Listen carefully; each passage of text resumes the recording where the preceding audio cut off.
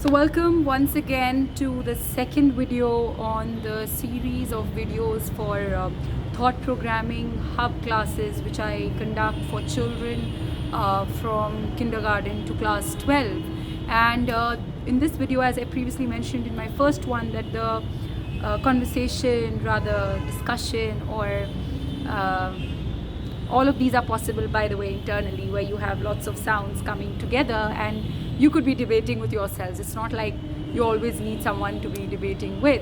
So yeah, that's part of what I teach. So by the way, perspective thinking as well as original thinking, as well as the ability to have two opposite views in your mind simultaneously and not be prejudiced and discriminating between what's right and what's wrong all the time. So you can't teach the generation today about what's right and what's wrong by just telling them like a life skill class or a class which is all about moral science and making them do fun activities. It has to do a lot with the children's innate ability. When they are young, they are pure, they're nice, they're innocent, they can be naughty, no doubt, but there is a lot that if taught at the right age, in the right way, children start developing the ability to differentiate what's right and what's wrong, and they start developing the ability to come up with reasoning and their logic for each of the things, whatever decisions they make, whatever they see around themselves, and that is what I focus on. So secondly, what I've also realized is, so this generation doesn't listen to gyan. They are not interested to know what's right and wrong. They want to be able to think for themselves. And unless we give them that ability to think, they're not going to make proper choices in life. So I'll give you an example. Only this week, one of my student kind of took a break from the class, and I was a little worried, so I gave the call to the mother, and the mother said, don't worry, you speak to the child. And I called him up, and not a very big child, by the way, it's just class 3, and I asked him that what is the reason that you're not I'm not seeing you in since the last 2 classes. So the child said, ma'am, it's my playtime. I sometimes go to the park, so I really miss out on that. So I said, okay, fine, you've got 2 other options, this option and that option, so which one are you going to choose? So the child said first that okay, the same day that he was doing another timing, but that was not possible because the older kids are having that in that particular batch, and so I gave him 2 other options, and surprisingly, without even asking the mother or discussing being around her, he just took a decision and he said, yes ma'am, this would work, and yes, I'll be there for the class. I was surprised. I told the mother, I said, this is so amazing that the child had the confidence to brainstorm, give opinion, and then come up with like a clear answer, and then go back to the mother. So and I mean, I've seen this child grow, so I mean, that came as a surprise that on the call, and that confidence was really amazing. So what I'm trying to say is that this is something I've been trying to even make parents understand through parenting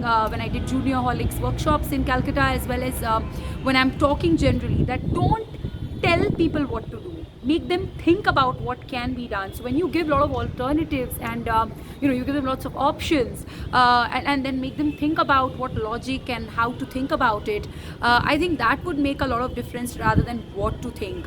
The other thing is, we say that my children don't write. So one thing is, in school there are days and there are subjects where they're expected to just like memorize everything and literally vomit out on the paper, and then there are days when they're expected to write in their own words. Now majority of the times parents like literally keep telling the child, write 10 sentences, write this, write that, do this, do that, don't mind that door. So that is something that keeps happening, right? So what we need to understand is all kinds of thinking skills are required. It's not just like you have to be creative, or you can't be concrete, or you can't be abstract. All kinds of thinking skills are required, and which is why the classes cover at least 10 types of thinking skills, and a combination of different types throughout the activities, and in the month as well as in the class. So the focus is to help the child get at a balance. I've also seen that parents, especially in class 6 and some children in class 4 and 5, parents reporting that the parents have seen an improvement in the way they write. So when there were picture compositions, the ability to interpret became better.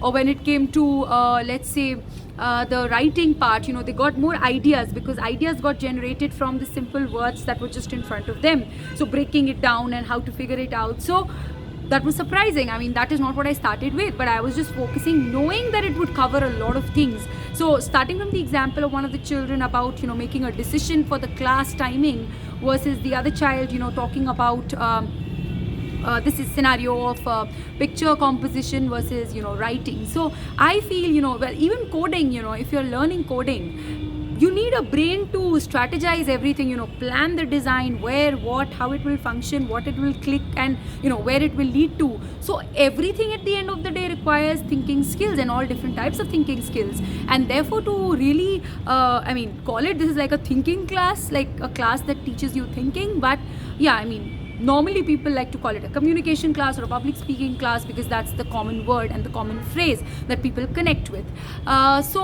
And personalizing the content, if to really touch upon that point, personalization is something I'm going to go deeper in when it comes to the next video. So stay tuned for the next video, where I'm going to cover about how do I focus on the customization aspect, the personalization aspect in my classes. Thank you so much for watching this video, and if you have not watched the previous one, go ahead and check that out as well.